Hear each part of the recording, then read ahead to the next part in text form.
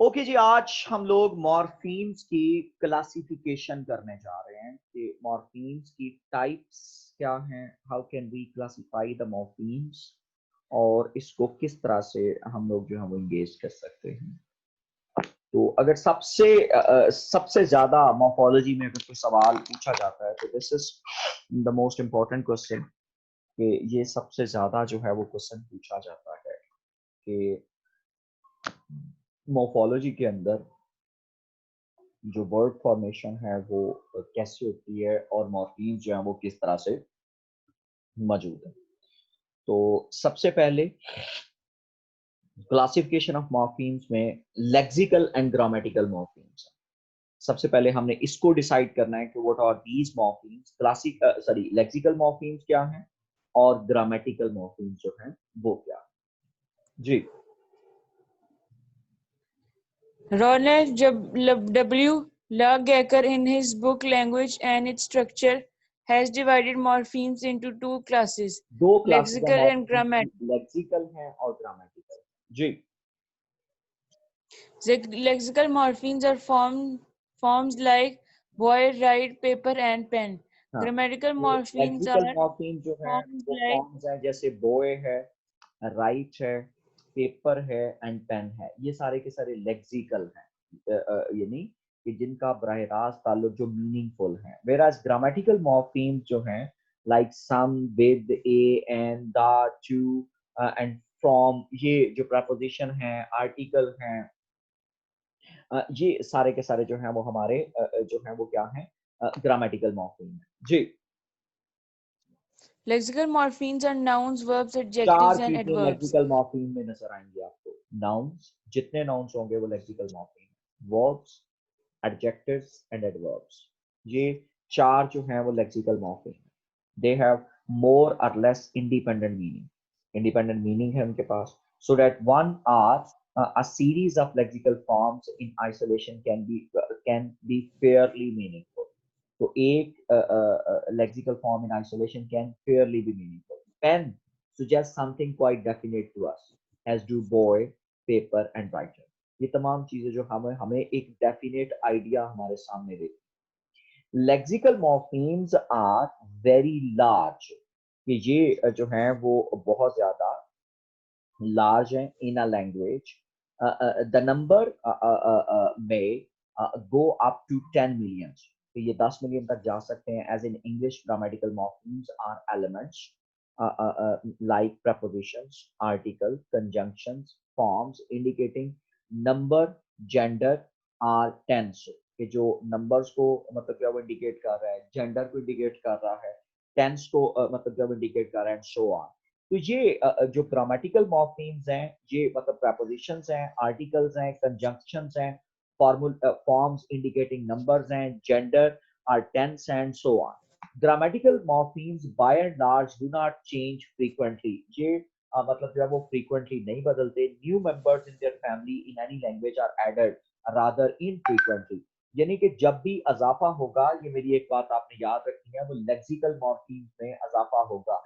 ये ऐसा कभी भी नहीं हो सकता कि आपके जो ग्रामेटिकल मॉर्फीम्स हैं आप उनमें मतलब जो है वो अजाफा कर लें। ग्रामेटिकल मॉर्फीम्स फिक्स नंबर पर होते हैं।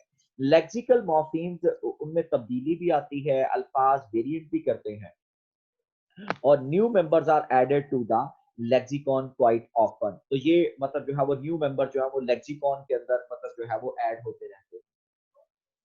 जी, However, the distinction between lexical and grammatical morphemes are artificial and inadequate. Hod is lexical morpheme, and see she there wears a terms hood. But is not so in boyhood. अब जारी सी बात है कि hood जो है वो एक lexical मार्फिम है, हुड का मतलब मौजूद है, लेकिन जो बॉयहुड है, अब यहाँ पर हम इसको जो है वो एक हुड को ये नहीं कहेंगे कि ये लेक्सिकल लेता है वो लेता है। बॉयहुड दोनों का मतलब जो है वो, अब इनको बॉयहुड को अगर आप इकट्ठा करोगे तो ये लड़कपन है, लेकिन हुड जो है वो बुनियादी तौर पर एक बुरके को, एक वेल को, एक सर के ऊपर दी जाने वाले मतलब जो है वो जिससे आप अपने आप को कवर करते हो, ये उसको जाहिर करता है। तो prepositions are classed as grammatical morphemes, yet they are not all empty. आप you can say semantic context. Even small grammatical morphemes such as ly, जैसे rapidly, the unemployment, and the teacher have definite semantic content. Hence, the necessity of more rationalistic division of morphemes. अब जब हम लोग morphemes को बेटे divide करते हैं तो हम लोग इसको बड़ी आसानी से दो टाइप्स में आगे फर्दर डिवाइड करते हैं, free morpheme and bound morpheme. अब फ्री मॉर्फीम और बाउंड मॉर्फीम क्या है? A more acceptable and more satisfactory classification than one you can say mentioned above classifies morphemes into free and bound morphemes कि ये free morphemes और bound morphemes हैं। The whole class classification can be represented in the following manner कि जो पूरी classification है वो एक तरह से हम दे सकते हैं कि मॉर्फीम्स उसमें एक फ्री है और एक बाउंड है। बाउंड मॉर्फीम को अब हम लोग मजीद तीन आगे सब टाइप्स में तकसीम करते हैं, प्रीफिक्स, इनफिक्स एंड सॉफिक्स। ये आगे हमारे पास जो है वो बाउंड मॉर्फीम है। आगे जाके इंशाल्लाह मैं बताता हूँ कि प्रीफिक्स क्या है, इनफिक्स क्या है, सॉफिक्स क्या है। सॉफिक्स को आगे हम लोग जो हैं वो मजीद जो है वो तीन टाइप्स में देखते हैं, डेरिवेशनल, इनफ्लेक्शनल और बाउंड बेसिस। यानी कि ये सॉफिक्स जो है फाइनल पोजीशन पर आता है, तो ये derivational, inflectional and bound basis. अब डेरिवेशनल की आगे मजीद दो किस्में हैं, class maintaining and class changing. तो इस तरह से हम आसानी से इस डायग्राम को अंडरस्टैंड कर सकते हैं। अगर हम इसकी डिस्क्रिप्शन की तरफ हम लोग गौर करें तो डिस्क्रिप्शन जो है वो हमें आसानी से बतला देगी कि इसकी डिस्क्रिप्शन में जो है वो कौन कौन सी चीजें जो हैं वो हमारे साथ जो है वो एडेड है जी। So these will be defined and illustrated in the following discussion. Morphemes, as defined earlier, are the minimum grammatical forms of a language. Minimum grammatical form, minimum grammatical unit किसी भी लैंग्वेज का। Some of them can occur alone, उनमें से कुछ जो हैं वो तनहा मतलब जो है वो अकर करते हैं, others cannot. Forms which do not occur alone are bound morphemes. Free morpheme और बाउंड मॉर्फीम की हवाले से मैंने आपको मतलब जो है वो ये बात हम पीछे कर रहे थे जब हम इसकी टाइप्स की बात करते हैं, तो हम इसको कैटेगोरिकली इस बात से अंडरस्टैंड कर सकते हैं कि forms which do not occur alone are bound morphemes and those which occur alone are free morpheme. कि जो तनहा मतलब जो है वो अकर कर सकते हैं वो फ्री हैं, और जो तनहा जो है वो अकर नहीं कर सकते वो बाउंड मॉर्फीम है। हम इस मिसाल को आसानी से कुछ यूं अंडरस्टैंड कर सकते हैं। To give an example, like what there is in a word as its faith. तो अब ये मतलब जो है वो फ्री मॉर्फीम है, लेकिन अब आप अनफेथ, तो ये अब आपका जो अन होगा that would be called, I must say you, जो है वो आपका अनफेथफुलनेस।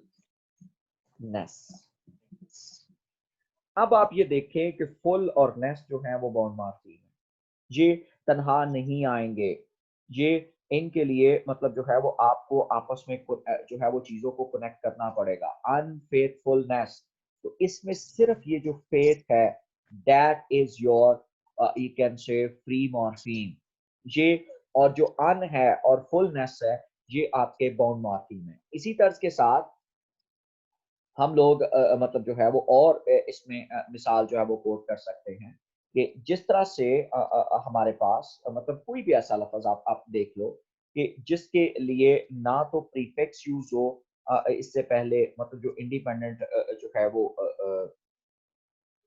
आ जाए, लाइक व्हाट,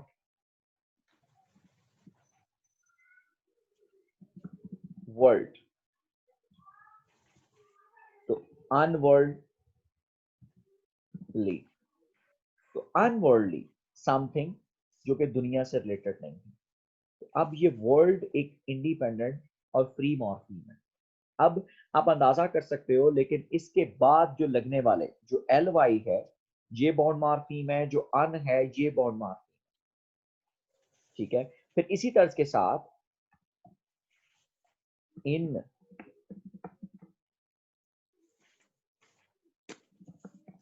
सफिशिएंटली, इनसफिशिएंटली, अब आप इसको आप देख लो तो ये सफिशिएंट, ये आपका फ्री मॉर्फीम है।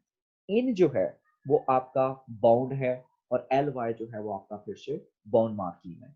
एक प्रीफिक्स है और दूसरा सॉफिक्स है, यानी कि प्रीफिक्स एंड सॉफिक्स है। आगे जाके फर्दर हम इसकी क्लासिफिकेशन देखेंगे, इसमें क्लास मेंटेनिंग कौन से हैं और क्लास चेंजिंग कौन से हैं। जी Roots and affixes. no, The root first of all, we'll discuss forms which do not occur alone are bound morphemes, and those which occur alone are free morphemes. Rat, cat, go, black, bee, jet, but and are free morphemes. ये independently आएंगे। Affixes में आप देख लें, यानी कि affixes क्या होते हैं। सबसे पहले हमें इस बात को भी अंडरस्टैंड कर लेना चाहिए अभी कि हाँ वो सपोज आप अंदाजा कर सकते हो, आप आ जाए अन, फिर इन, जो मतलब जो है, फिर इसी तरह से एल वाई, इसी तर्ज के साथ जो है वो अप, कन, फिर इसी तरह से हम लोग ये कह सकते हैं कंकरंट, फिर लेस, नेस, प्री, लेस, नेस,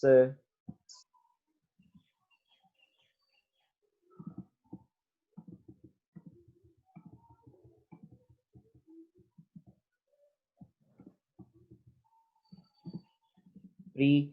अब इसमें आप देख रहे हो, इसमें सुफिक्सेस कुछ ऐसे हैं जो शुरू में भी लगते हैं और कुछ ऐसे हैं जो लास्ट में भी लगते हैं। अब ये आप अंदाजा कर लो, ये शुरू में लगेंगे और जो मैंने दूसरे चार दिए हैं वो लास्ट पे लगेंगे। अब इन दोनों को जब आप प्रीफिक्सेस और सफिक्सेस की बात करें तो इन दोनों के लिए एक टर्म हम यूज करते हैं, दे आर कॉल्ड अफिक्सेस। यानी कि इन दोनों को हम क्या कहते हैं कि ये सारे के सारे हमारे अफिक्सेस हैं। सो यहाँ अब इसी बात को हम यहाँ पे कैरी भी करेंगे कि अफिक्सेशन मतलब ये अफिक्सेस क्या है, और हम इनको अफिक्सेस जो है वो कहलाते हैं। Affixes to the word such as ness, less, pre, up, de, con, ment are all bound morphemes. जितने अफिक्सेस होंगे, हाँ वो शुरू में लगे किसी भी फ्री मॉर्फीम के, हाँ वो किसी भी फ्री मॉर्फीम के लास्ट पे लगे, ये एक बात तयशुदा है। और इस बात को हमें क्लियरली अंडरस्टैंड करने की जरूरत है कि जितने भी अफिक्सेस होंगे ये सारे के सारे प्रीफिक्स और सफिक्स दोनों को मतलब जो है वो हम लोग एंगेज करेंगे। जी Roots and affixes. The root morpheme is that part of the word which is left when all the affixes have been removed. हाँ, कि root morpheme is the part of the word, ये वो है कि जब तमाम affixes को, prefix और सफिक्स, इनको आप रिमूव कर दें तो जब जो बाकी बच जाए वो हमारा जो है वो रूट मॉर्फीम है। लेट्स सपोज मैं आपके साथ एक मतलब जो है वो टर्म जो है वो लिखने लगा हूं, एक word that is what we call,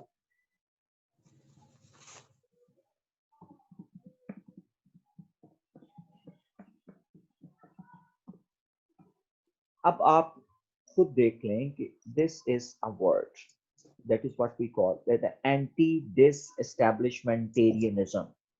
तो इसमें एक लफ्ज जो है establish, that is what we call as an a root word। बाकी एंटी और डिस ये दोनों जो हैं वो हमारे पास जो हैं वो प्रीफिक्स हैं। मेंट और एरियन और इज्म ये सारे जो हैं वो हमारे पास सफिक्सेस हैं।